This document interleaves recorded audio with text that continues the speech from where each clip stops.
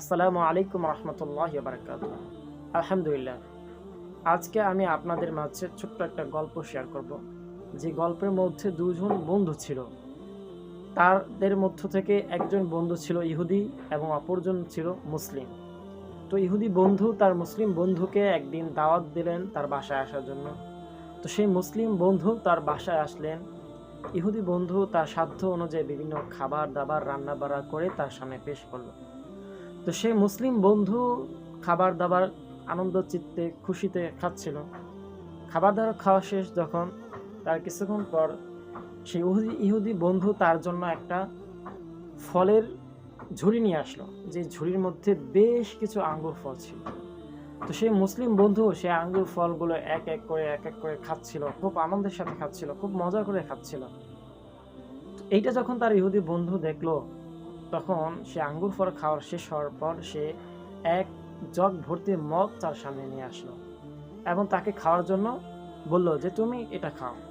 তো সেই মুসলিম বন্ধু বলল, না, আমি এটা খাবো না, কারণ এটা হচ্ছে হারাম, আমরা এটা খাই না। তখন সেই ইহুদি বন্ধু অট্ট হাসি দিয়ে ভেঙে পড়ল। সে হাসতে হাসতে বলল, বন্ধু তুমি কি বলতেছ? তুমি যে একটু আগে আঙ্গুর খেলে, তুমি যে ঝুড়িতে যতগুলো আঙ্গুর ছিল সেই আঙ্গুর ফলগুলো খেলে, সেই আঙ্গুর থেকেই তো এইটা তৈরি। এই যে মদ, এটা তো ওই আঙ্গুর থেকেই তৈরি। তো তুমি যদি আঙ্গুর খেতে পারো, তাহলে এটা খেতে পারবে না কেন? এটা তোমাদের কেমন কথা? তোমাদের ধর্মে এটা কেমন বিষয়? তখন সেই মুসলিম বন্ধু তার ইহুদি বন্ধুকে বলল, বন্ধু তুমি কি বিয়ে করেছো? তখন তিনি বললে, হ্যাঁ আমি বিয়ে করেছি। তারপর বললো, তোমার কি ছেলে সন্তান বা সন্তান সন্ততি আছে? তখন সেই ইহুদি বন্ধু বলল, হ্যাঁ আমার একজন মেয়ে এবং একজন ছেলে রয়েছে। তখন ওই মুসলিম বন্ধু বলল, তাহলে তুমি তোমার বউ, তোমার বিবি এবং তোমার সন্তানদের, তোমার ছেলে মেয়েকে এখানে ডাকো।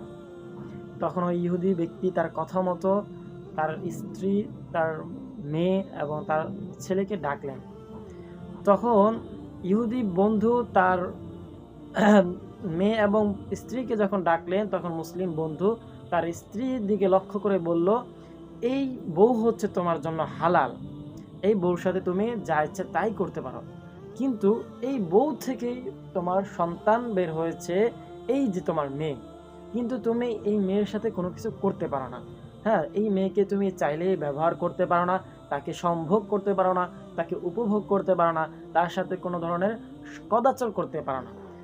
তো এইটা যেমন তোমাদের ধর্মের মধ্যে এই যে তোমার স্ত্রীকে তোমার জন্য হালাল করেছে, কিন্তু তোমার মেয়েকে তোমার জন্য হালাল করা হয় নাই, যদিও সে তোমার মেয়ে তোমার স্ত্রীর থেকেই নির্গত হয়েছে। তো ঠিক তেমনিভাবে মদ হচ্ছে এমন একটা জিনিস, যদিও সে আঙ্গুর ফল থেকেই বের হয়, কিন্তু এটা আমাদের ধর্মে এটা নিষেধ। তো ইহুদি বন্ধু আশ্চর্যান্বিত হয়ে, সে অবাক হয়ে তার দিকে তাকিয়ে থাকলো এবং সে চিৎকার করে বলল, আশহাদু আল্লা ইলাহা ইল্লাল্লাহু ওয়া আশহাদু আন্না মুহাম্মাদান আবদুহু ওয়া রাসূলুহু।